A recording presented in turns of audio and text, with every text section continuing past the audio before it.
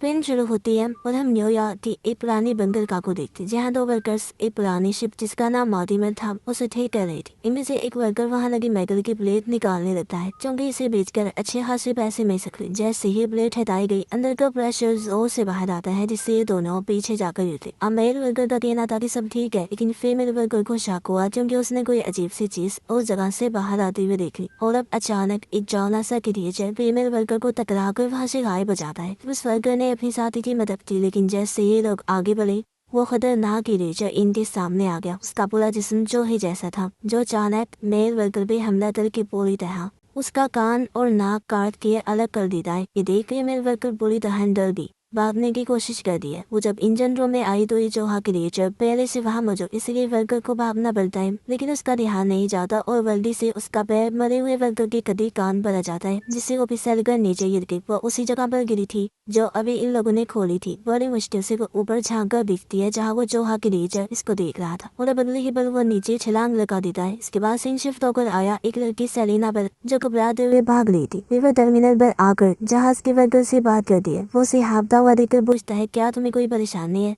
तुम इतनी घबराई हुई क्यों हो? तब सेलिना बताती है कि मैं एक बर्थडे पार्टी में वेट्रेस का काम कर रही। अब पार्टी खत्म तो हो गई थी, लेकिन जिस लड़की का बर्थडे था ये नहीं सिंधी और उसके दोस्त इस सड़क पर पार्टी जारी रखना चाहती, इसलिए वो मेरा पीछा कर रही है। पर क्योंकि सेलिना को घर वापस लौटना था इसलिए वो बस जहाज पकड़ने आई। तो वर्कर से कहता है कि तुम नीचे वाले डेक पर चली जाओ। जब खुद वो सोचने लगा कि किस तरह उन लड़कियों को रोका जाए तभी सैंडी और उसकी दोस्तें सेलिना को ढूंढते हुए आ जाती है। वो वर्कर से पूछती है, क्या तुमने सेलिना को देखा? तो वर्कर ने बताया कि वो ऊपर वाले डेक पर गई है, इसीलिए वो उसके पीछे ऊपर चली जाती है। अब सभी मुसाफिर और जहाज के क्रू मेंबर्स आ चुकी थी, इसलिए कैप्टन ऐलान करता है कि जल्दी हम अपना सफर शुरू करने वाले हैं। लेकिन कंट्रोल रूम से एक ऑपरेटर कैप्टन को कहता है कि कुछ टाइम के लिए जहाज को रोक दी क्योंकि रास्ते में बहुत ज्यादा फॉग है, इनके कोहरा। इस पर कैप्टन कहता है कि मैं और इंतजार नहीं कर सकता, मैं बहुत देर से ड्यूटी पर हूँ, घर जाना चाहता हूँ। इसीलिए वो ऑपरेटर की बात ना मानकर जहाज को चलाने की इजाजत दे देता है। इस पर ऑपरेटर कहता है कि तुम्हें अंदाजा नहीं कितना गहरा कोहरा है, इसलिए जब तक तुम अपनी मंजिल पर नहीं पहुंच जाती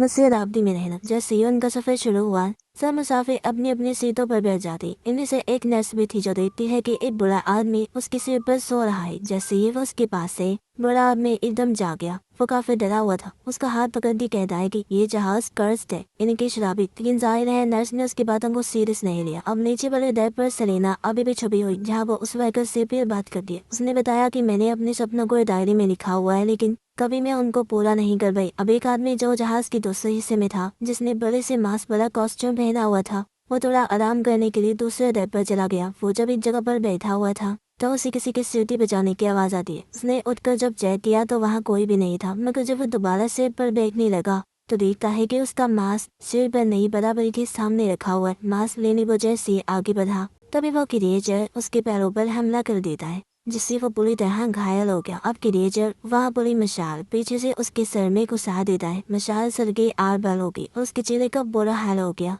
जिससे दर्दनाक उसकी मौत हो जाती है। अब सेलिना जब वॉशरूम गई तो वहाँ नर्स भी आ जाती है। उसे उसकी दादी देते हुए कहती है कि मुझे जमीन पर पड़ी हुई मिली थी। सेलिना उसका शुक्रिया अदा करती है, लेकिन जैसे ही नर्स वहाँ से गई सेलिना डायरी को डस्टबिन में फेंक देती क्योंकि अब उसे इस डायरी और न्यू जॉब से कोई मतलब नहीं। वो ध्यान दिए बगैर बाथरूम से बाहर निकल जाती है। उसे इस बात का अंदाजा भी नहीं हुआ कि साथ वाले कैबिन में एक खूंखार क्रिएचर किसी इंसान के जिस्म को खा रहा था। सफर चलता रहा कि पुलिस ऑफिसर अपनी ड्यूटी करने के लिए जहाज के ऊपर वाले हिस्से में आ गया जहाँ उसे मिकी माउस जैसी हंसी सुनाई देती है। ऑफिसर को एहसास हुआ कि कोई सीढ़ियों से ऊपर आ रहा है। वो जैसे ही चेक करने जाने लगा वही हथौड़े से उसके पैर पर वार गिरता है जिससे वो नीचे गिर गया। इस हमले में उसकी गन दो गिर गई थी। इसे लेने के लिए जैसे वो रेंगते हुए आगे बढ़ा वही हथौड़े से उसके हाथ पर भी वार कर देता है। उसकी हड्डियां तोड़ गई। तेज से खून बहने लगा। दर्द की वजह से पूरी तरह वो चिल्लाने लगता है। वो घबराया इसलिए हुआ था क्योंकि उसके सामने मिकी माउस था। अब सेलिना जो पास से गुजर रही थी उसकी आवाज सुनकर चेक करने आती है। जैसे ही जहाज के पिछले हिस्से में आई उसने देखा कि चूहा जिसने मिकी माउस वाला कॉस्ट्यूम पहना हुआ था उसने पुलिस ऑफिसर को पकड़ रखा है जिसे वो जहाज के फैन की तरफ धकेल रहा था। फैन की वजह से ऑफिसर का सर पूरी तरह फट गया था और ये दर्दनाक नजारा देखकर सेलिना पूरी तरह डर जाती है। तभी मिकी माउस की नजर उस पर बढ़ जाती है और पहली ही नजर में उसे सेलिना से प्यार हो जाता है। वो सेलिना को पुलिस ऑफिसर की आधी कटी हुई लाश दिखाता है क्योंकि अपनी तरफ से वो ये सेलिना को गिफ्ट देना चाहता था। वो भागते हुए नर्स और वर्कर के पास आई जो उसे ऑफिसर के पास ले जाती है। सेलिना बेहद डरी हुई थी। घबराते हुए वो कहती है कि मैंने एक चूहा देखा है जिसने मिकी माउस वाला कॉस्ट्यूम पहना हुआ है। बहुत ही डरावना क्रिएचर था। वो पुलिस ऑफिसर को मार रहा था, लेकिन जाहिर है कोई बस की बात का यकीन नहीं करता। पर फिर भी ऑफिसर नर्स को कहता है कि सेलिना को किसी महफूज जगह पर लेकर जाओ और खुद उस पुलिस ऑफिसर को ढूंढने निकल पड़ता है। उधर कैप्टन देखता है कि कोहरा तो और गहरा हो गया है, इसीलिए वो कंट्रोल रूम में कॉल करने लगा। लेकिन तभी उसकी नजर सामने की दीवार पर गई जहाँ पिछले सभी कैबल्स की तस्वीरें एक साथ यहाँ पर लगी हुई। वो हैरान रह गया कि ये कौन कर सकता है भला, मगर जैसे ही उसका ध्यान भटका पीछे से मिकी माउस आकर हमला कर देता है। वो लोहे की चेन जैसी चीज कैप्टन की गले से लपेट कर उसका दम खोदने की कोशिश करता है। हालांकि कैप्टन ने उसे रोकना चाहा, लेकिन वो कैप्टन का गला काट कर जिस्म से अलग कर देता है। क्योंकि मिकी माउस ने जहाज पर कब्जा कर लिया था, इसलिए वो कंट्रोल संभाल लेता है और जहाज का रुख मोड़ देता है। साथ ही उसने गाना बजाना भी शुरू कर दिया था। कुछ ही देर में यहाँ सीनियर ऑफिसर भी आ जाता है और जब वो कैबिन में खून और कैप्टन का कटा हुआ सेल देखता है तो पूरी तरह डर जाता है। उसे एहसास हो गया था क्योंकि कैप्टन अब नहीं रहा तो वही नया कैप्टन बन चुका है, इसीलिए वो सारे मामले को संभालने और हर चीज को मैनेज करने का फैसला करता है। वो सिर्फ वेकर जिसने सेलिना को नीचे जाने के लिए कहा था उसे अपना असिस्टेंट बना लेता है और हुक्म देता है कि वो सभी क्रू मेंबर्स और मुसाफिरों को नीचे डेक पर भेज दे ताकि किसी को पता न चल सके कि ऊपर हुआ क्या है। इस चीज में दूसरा ऑफिसर भी साथ देगा और ये अब उस शख्स को ढूंढना था जिसने कैप्टन की जान ली। अब मिकी माउस जहाज के दूसरे हिस्से में घूम रहा था जहाँ वो सिंडी की दो दोस्तों को देख रहा था जो वीडियोस बना रही। अब बिना कुछ सोचे मिकी माउस पास खड़ी फॉकलिफ्ट ट्रक को ऑन करता है और लड़कियों की तरफ बढ़ जाता है, लेकिन इससे पहले लड़कियां भाग पड़ती। मिकी माउस और से फॉकलिफ्ट उनसे टकरा देता है जिससे बुरी तरह उनकी मौत हो जाती है। अब नर्स जो पास से गुजर रही थी वो ये सब कुछ अपनी आंखों से देख लेती है और उसे यकीन हो गया था कि सेलिना जो कह रही थी बिल्कुल सच था और अब वो सेलिना और बाकियों को इस बारे में खबर कहने के लिए वहाँ से चली जा। अब असिस्टेंट सभी को नीचे डेक पर जाने का कहता है।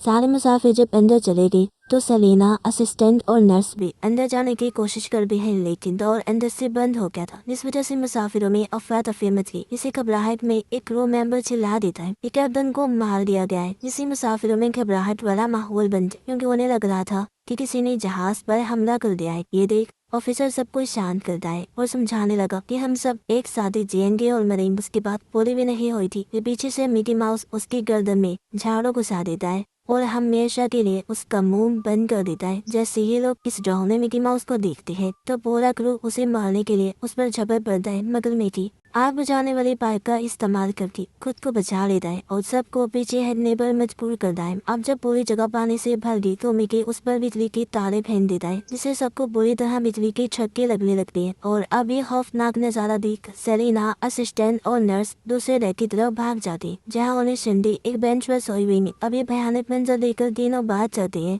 कि हमें रेडियो से राब्ता करना चाहिए और कंट्रोल रूम वालों को कहकर जहाज को वापस बंदरगाह पर ले जाना चाहिए। जबकि दूसरी तरफ मिकी माउस अपने अगले शिकार के लिए इधर उधर घूम रहा था। तभी उसकी नजर बहुत सारी शराब की बोतल बल्कि जिनमें से एक बोतल लेने की वह कोशिश करता है। अब यहाँ एक बच्चा भी छुपा हुआ था जिसका नाम मार्डियो था, पर बोतल उठाते टाइम मिकी को उसकी स्मेल आ जाती है। वो समझ गया कि यहाँ कोई इंसान मौजूद है। अब मार्डियो किसी तरह बच गया था जबकि उसकी माँ बिजली के झटकों से मारेगी। अब इससे पहले कि मिकी उसे अपना शिकार बनाता, एक और मुसाफिर आकर मार्डियो को वहां से ले जाता है। सभी जहाज के दूसरे हिस्से में एक लड़की तो निचले हिस्से में नहीं गई थी। वो एक पुलिस ऑफिसर को बेंच पर सोया हुआ देखती है। तब लड़की उसे उठाकर बताती है कि लाइव में कोई गड़बड़ है और उससे मदद मांगती है कि मेरे साथ चलकर देखो कि आखिर क्या मसला है।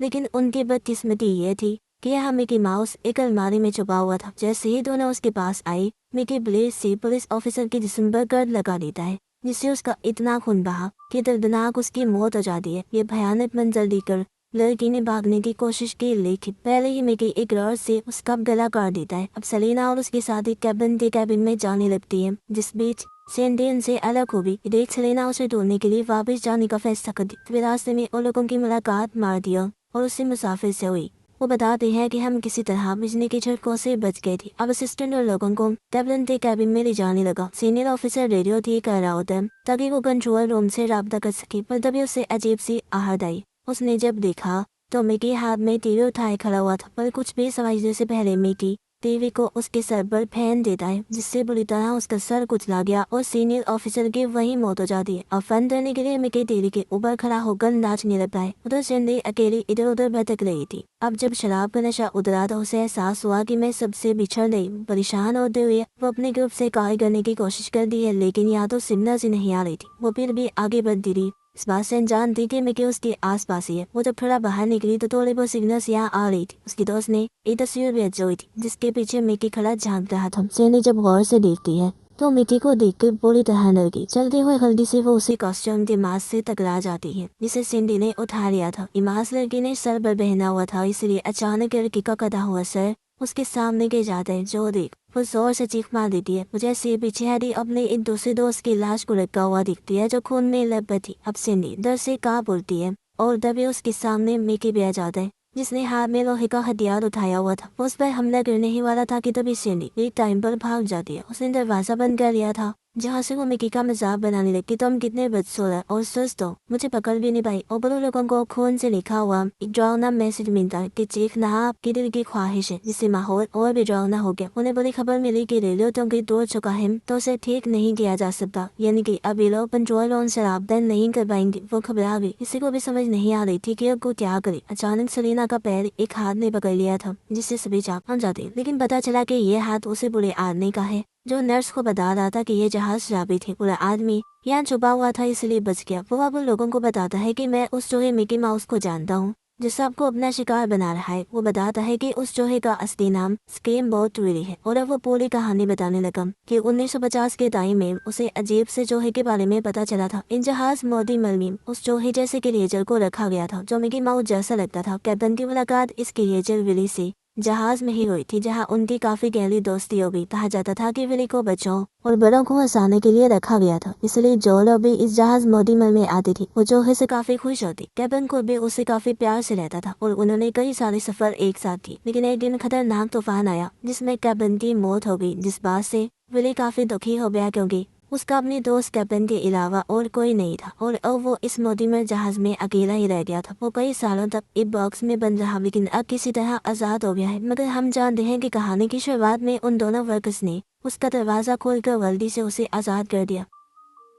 खैर बुरा आदमी आगे बताता है कि ये चूहा विली सबको इसलिए मार रहा है क्योंकि इस शिप में मोदी में शिप के कुछ हिस्सों को लगा दिया गया था, जिससे विली भी सामान के साथ यहाँ आ गया। अब उसको लगता है कि ये शिप मोदी में ही है, जो उसका घर था, इसलिए जो कोई भी इस शिप में आएगा वो सबको मार डालेगा। अब जब असिस्टेंट और बाकी लोगों को सच्चाई पता चली तो वो फैसला करते हैं कि हम इंजन रूम में जाएं और वहाँ से फ्लेयर गन के जरिए मदद मांगेंगे, जिसके लिए वो 2 टीम्स बना ली थी। एक टीम में थी सेलिना और नर्स, जबकि दूसरी टीम में असिस्टेंट, मार्डिया और मुसाफिर था। अब रास्ते में उन लोगों को शुरुआत वाली फीमेल वर्कर मिल जाती है, जो किसी तरह विली के हमले से बच गई थी। वो लोगों को बताती है कि शिप की पाइपलाइन खराब है, पर उसे ठीक नहीं किया गया तो पूरी मशीनरी खराब हो सकती है, तो प्लीज मेरी मदद कर दो। जिस पर असिस्टेंट और मुसाफिर उसकी मदद करने चले जाते हैं। अंदर जाकर असिस्टेंट को एक टूटी हुई पाइप मिलती है, जिससे वो ठीक करने लगा, पर तभी फीमेल वर्कर रन से मुसाफिर पर हमला करके उसे जख्मी कर देती है। इसके बाद उसने सर पे हेलमेट पहन लिया, जिसके कान मिकी माउस जैसी थी। वो बताती है कि मैं बस विली के हुक्म को मान रही हूँ। मिकी माउस पूरे जहाज का कंट्रोल चाहता है, क्योंकि वो अपने किसी खास साथी को ढूंढ रहा है जो समंदर में कहीं खो गया था। उधर सेलिना और नर्स जब आगे बढ़ रही थी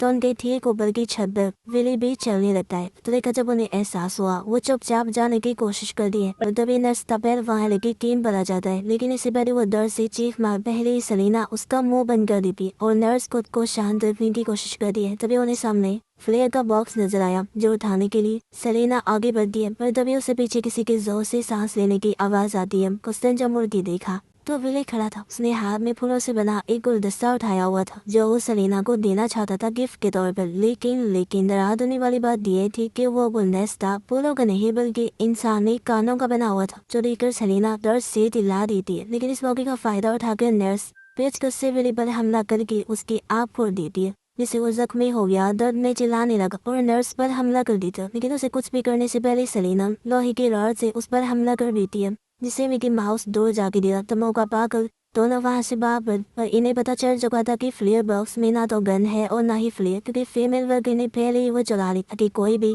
मिकी माउस के प्लान को नाकाम न कर। फीमेल वर्कर जब सारी बात उन्हें समझा देती है तो वो रन से अब असिस्टेंट पर हमला करने वाली होती है, पर तभी मिकी माउस आ गया, जिसे देखकर फीमेल वर्कर इज्जत जोर से लौट कहती है। उसके पास थी लेकिन इस टाइम वो और खुद गुस्से में था। वो पेचकस अपनी आग से निकाल कर फीमेल वर्कर भी हमला कर देता है और बुरी तरह उसे काटने लगा। जो मौका देकर असिस्टेंट भागने का सोचता है। उसने फ्लेयर गन भी ले ली। वो मुसाफिर को भी अपने साथ चलने का कहता है लेकिन मुसाफिर जाने से मना कर देता है। ये कहकर कि मैं इस गंदे खतरनाक चूहे को मोती घाट उतारूंगा, इसलिए वो वहीं रुककर असिस्टेंट और मार्डियो को वहां से भेज देता है और फ्लेयर गन से ऑयल टाइम पर शॉट करता है। ऐसा करके उसने अपनी कुर्बानी दी थी, जिससे काफी बड़ा धमाका हुआ। वहाँ आग लगी और पूरा इंजन रूम जल जाता है। इसमें मुसाफिर की तो मौत हो गई, मिकी भी जख्मी हो गया। लेकिन ठीक टाइम पर असिस्टेंट और मार्डियो वहां से भाग निकलते। अब सेलिना और नर्स उस जगह पर आ जाती हैं जहां असिस्टेंट और मार्डियो छुपे हुए थी। दोनों लड़कियां उन्हें बचाने की कोशिश करती हैं क्योंकि वो जगह पानी से बह रही थी। अब ऊपर रखा मलबा इतना भारी था कि वो सारा नहीं हटा पाती, बस इतना ही मलबा हटा पाती है जहाँ से वो बाहर आ सकती। अब किसी तरह असिस्टेंट मार्डियो को बाहर निकालता है पर इससे पहले खुद निकलता। मिकी उसके पैर पर हमला कर देता है। अब असिस्टेंट भागने के बजाय विली को सामने से आकर लड़ने के लिए चैलेंज करता है, जहाँ सचमुच वो आ भी गया। हालांकि सेलिना उसे ये सब रोक कर साथ चलने का कहती है, पर असिस्टेंट क्योंकि खुद को कैप्टन मानता था तो मिकी का मुकाबला करने का फैसला करता है। उसने सेलिना से कहा कि तुम अपनी जान बचाओ और यहाँ से भाग जाओ।